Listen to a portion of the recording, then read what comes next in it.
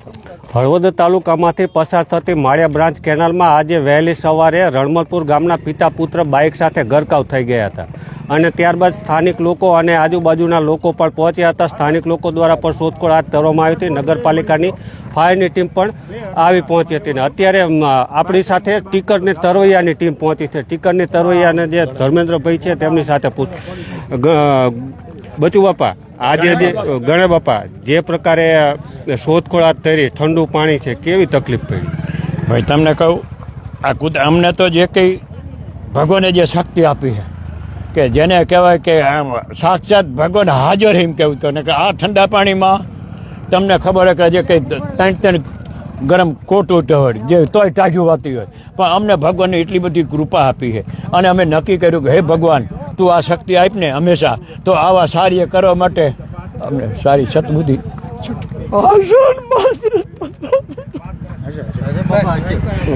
ધર્મેન્દ્રભાઈ, જે પ્રકારે ટીકરની તરવૈયાની ટીમ ઘણી બધી સેવા કાર્યમાં આ રીતે કામ કરે જ છે ને આજે પણ સતત અવિરત છે અને તમે જે પ્રકારે જોયું કે ભાવુક પણ લોકો થઈ જાય, શું કહેશો? આજ રોજ સવારે અંદાજ 8:30-9 વાગ્યાના સમયગાળામાં મને આપણા વિસ્તારના લોકલાડીલા ધારાસભ્ય પ્રકાશભાઈ વરમોરાનો ફોન આવ્યો કે રણમલપુર ગામે આવી દુર્ઘટના સર્જાણી છે માળિયા બ્રાન્ચ કેનાલમાં. ધર્મેન્દ્રભાઈ, હું છીછર એક સામાજિક કાર્યક્રમમાં હું, તમે જાજો અહીંયા. અને અમે ટીકર તરવૈયાની ટીમ બધા યુવાનો ખેતી કરતા વર્ગ છે અમારી સાથે જઈ રહ્યા, તમામ કામે ગયા હતા. કોઈ રામધૂ નથી. આજે અમારે બાજુના ગામમાં ગણેશ દાદાની બધા અહીંયા હતા, એ લોકો અહીંયાથી આવ્યા, અમે ટીકરથી આવ્યા અને મહેનત કરી અને જે કંઈ આ દુર્ઘટના સર્જાણી છે એ દુર્ઘટનાના બંને ડેડ બોડી ભાઈ કેનાલમાંથી શોધખોળ મળી આવેલ છે માળણીયા ગેટ પાસેથી. કેટલી કલાકની શોધખોળ? અંદાજે 2 કલાક દરમિયાન. ધર્મેશભાઈ, અહીંયા અમે જોયું ને તો જે ફેન્સિંગ કહેવાય કે પ્રોટેક્શન વોલ કે અહીંયા કંઈક પાઇપ હોત તો આ દુર્ઘટના ન સર્જાત, તો એવું કંઈક 100% માળિયા બ્રાન્ચ કેનાલમાં રાજ્ય સરકાર દ્વારા દરેક કેનાલોમાં જે તે સમયે કેનાલના કામ થયા ત્યારે પ્રોટેક્શન માટેના જારીઓ ગોઠવવામાં આવેલી હતી, પણ જે જારીના વ્યાસગાળો રહ્યો ને એ બહુ ટૂંક જ ઓછો હતો, જેમાં અવારનવાર કચરો ભરાવાથી કેનાલ ફ્લોર થતી હતી. એટલે આ ગાળો રહ્યો ને એ 1.5 થી 2 ફૂટનો હોય તો છતાં કસ્તર નીકળી જાય અને આવો દુર્ઘટના સર્જાય ને ત્યારે કોઈ પણ ડેડ બોડી હોય તો અહીંયા રોકી શકે. આજે બાઇક જે જગ્યાએ સ્લીપ થયું ને અહીંયા પણ ઓલી પાઇપો નહોતી, કદાચ એ અથવા પ્રોટેક્શન વોલ હોત તો પણ દુર્ઘટના ન તો આ દુર્ઘટના ન સર્જાત. 100% અહીંયા કોઈક વાહનના અથડામણથી જે કંઈ પ્રોટેક્શનની દિવાલ છે ને એ તૂટી ગઈ છે અને એ બાઇક જ્યાંથી પસાર થયું એ 100% તમારી વાત સાચી છે કે આ દુર્ઘટના સર્જાવાનું કારણ અહીંયા પ્રોટેક્શન હોલ તૂટી ગયેલી છે ને એના માટે જ આ બાઇક અહીંયાથી પસાર થઈ ગયું. નકર પ્રોટેક્શન હોલ અથડાઈ અને બાઇક અહીંયા સામાન્ય ઈજા પહોંચે. ગણે બાપા, તમે અત્યારે ભાવુક પણ થઈ ગયા, તો પિતા પુત્ર સાથે પાણીમાં ગરકાવ થઈ ગયા. આમ તો પિતા અને પુત્ર બે સાથે ગરકાવ થાય એટલે ઘરના આખા પરિવાર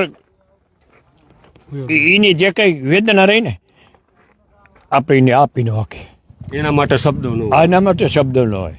અને જ્યાં ધર્મેન્દ્રભાઈએ કીધું જે નોખંડની લેન્ડ જે સરકાર નર્મદા નિગમે જે ગોઠવી હતી એ ખાલી 8 ઇંચનો ગાળો હતો.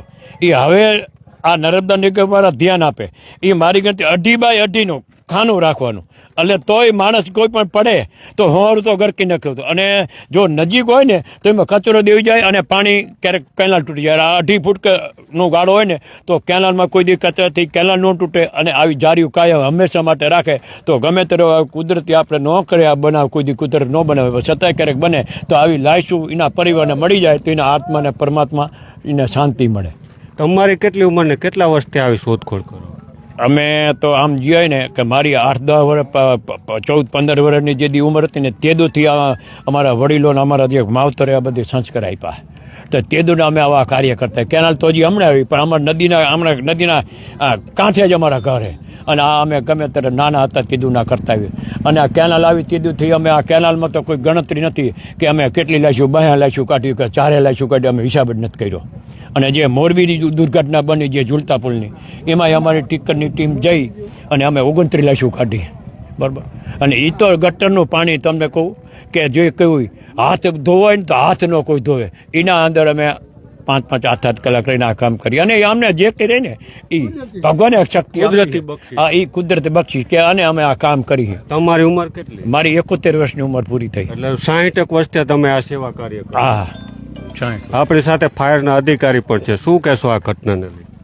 આ ઘટનાનો કેનાલનો એક બનાવ છે જેમાં 2 શખ્સ ડૂબી ગયેલા હતા. એની શોધખોળ હાથ ધરી અને અત્યારે ડેડ બોડી કવર કરવામાં આવી છે, જેમાં ટીકરને તરવૈયાની ટીમનો સપોર્ટ લઈને હળવદ નગરપાલિકા આ કામગીરી કરી હતી અને અત્યારે બોડી રિકવર કરવામાં આવી છે. કેટલી કલાકની શોધખોળ?